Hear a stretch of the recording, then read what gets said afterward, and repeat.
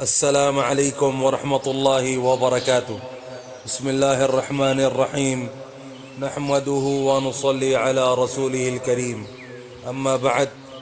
عراق کی لڑائی کے وقت حضرت عمر رضی اللہ عنہ کا ارادہ خود لڑائی میں شرکت فرمانے کا تھا۔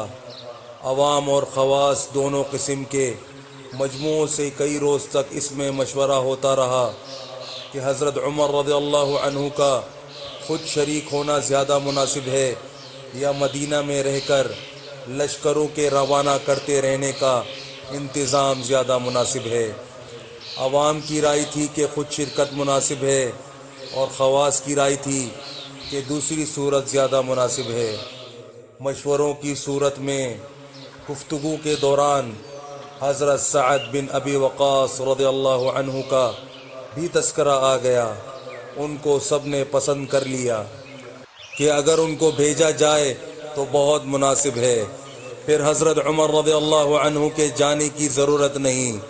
حضرت سعد رضی اللہ عنہ بڑے بہادر اور عرب کے شیروں میں شمار ہوتے تھے۔ غرض یہ تجویز ہو گئی اور ان کو بھیج دیا گیا۔ جب قادسیہ پر حملے کے لیے پہنچے تو شاہ کسریٰ نے ان کے مقابلے کے لیے رستم کو، جو مشہور پہلوان تھا، تجویز کیا۔ رستم نے ہر چند کوشش کی اور بادشاہ سے بار بار اس بات کی درخواست کی کہ مجھے اپنے پاس ہی رہنے دیں۔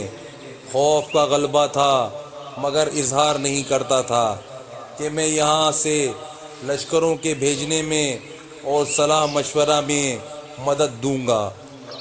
مگر بادشاہ نے، جس کا نام یزدجرد تھا، قبول نہ کیا اور اس کو مجبوراً جنگ میں شریک ہونا پڑا۔ حضرت سعد رضی اللہ عنہ جب روانہ ہونے لگے تو حضرت عمر رضی اللہ عنہ نے ان کو وصیت فرمائی، جس کے الفاظ کا مختصر ترجمہ یہ ہے: سعد، تمہیں یہ بات دھوکے میں نہ ڈالے کہ تم حضور صلی اللہ علیہ وسلم کے ماموں کہلاتے ہو اور حضور صلی اللہ علیہ وسلم کے صحابی ہو۔ اللہ تعالیٰ برائی کو برائی سے نہیں دھوتے بلکہ برائی کو بھلائی سے دھوتے ہیں۔ اللہ تعالیٰ کے اور بندوں کے درمیان صرف اور صرف اس کی بندگی مقبول ہے۔ اللہ کے ہاں سبھی اس کے بندے ہیں اور وہ سب کا رب ہے۔ اس کے انعامات بندگی سے حاصل ہوتے ہیں۔ ہر امر میں اس چیز کو دیکھنا جو حضور صلی اللہ علیہ وسلم کا طریقہ تھا، وہی عمل کی چیز ہے۔ میری اس نصیحت کو یاد رکھنا، تم ایک بہت بڑے کام کے لیے بھیجے جا رہے ہو۔ اس سے چھٹکارا صرف حق کے اتباع سے ہو سکتا ہے۔